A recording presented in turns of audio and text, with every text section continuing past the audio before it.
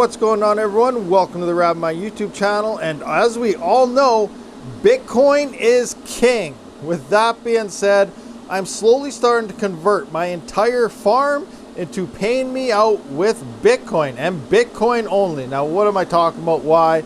You know, we have Flux, we have Ergo, we have all sorts of other coins out there, but we don't know how well they're going to perform. Yes, they can see huge potential, times 15, times 20, whatever, huge explosions in that next 2025 bull run.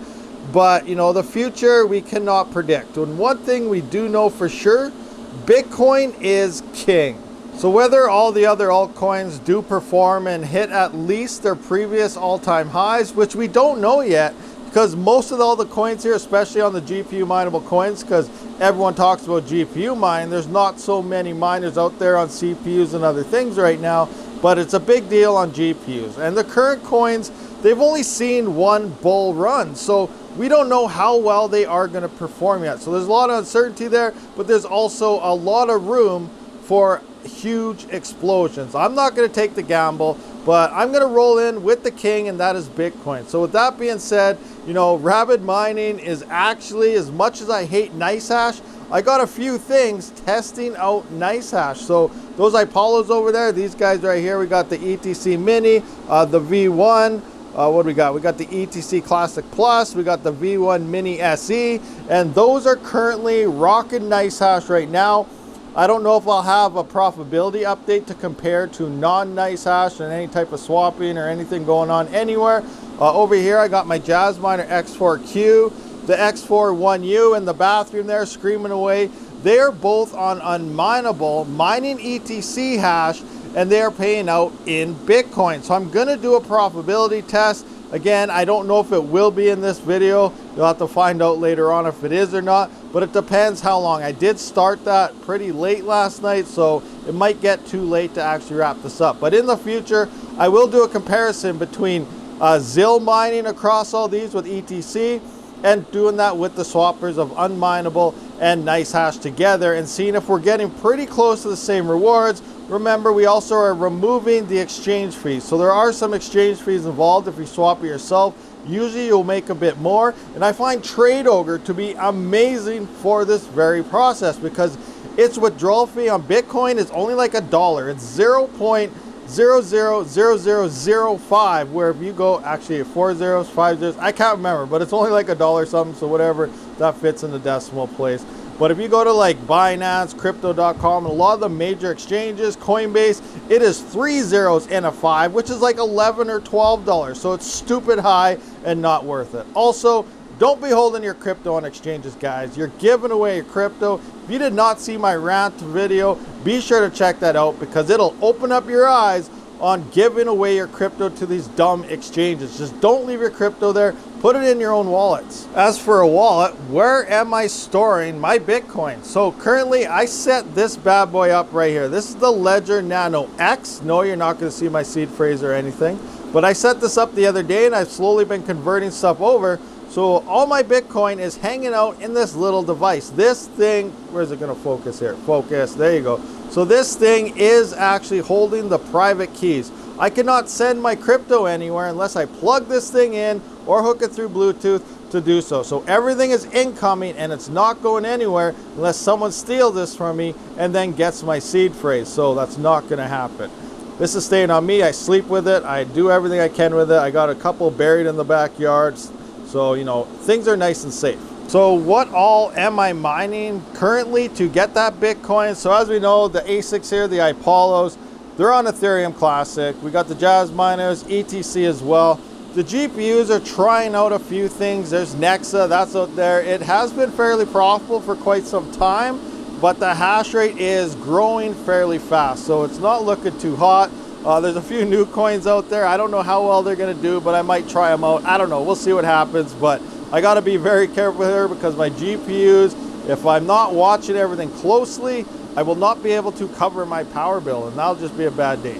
As for my CPUs, same thing, I'm always all over the place. Sometimes I swap the XMR, you know, hit a block or something, move on to something else.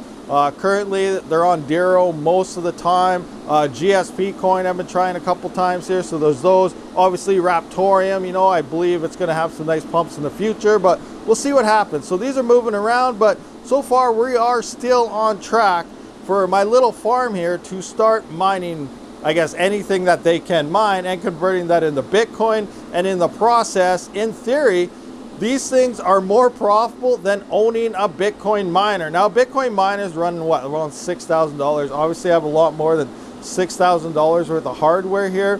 But in terms of power consumption, I'm using about 1,500 to 2,000 watts less than a Bitcoin ASIC. And I'm making about 10 times more than a Bitcoin ASIC. So why wouldn't I just use all this stuff to mine Bitcoin? Because it is making more than a Bitcoin only ASIC. Now, obviously, I am not securing the Bitcoin network doing it this way. I'm providing security to other coins and then kind of being a bad guy and siphoning the value out of them coins and converting that to Bitcoin. But you know what? I really believe Bitcoin is the future, and we'll see what happens there. Now, I'm still debating what to do with those two over there. We got the Mini Doge Pro, which the wife is using currently, and she won't let me turn it off no matter what. And then we got the KD Box Pro, which is still kind of profitable, but we got the KA3 coming out soon, and eventually it's probably going to turn this thing obsolete. Obviously, it's going to, but just the way the network hash rate, depending on how many sell, is going to go through the roof, and that thing is not going to be able to cover its own power at that point, I don't think. We also got the script miners. I know there's L7s and everything out there.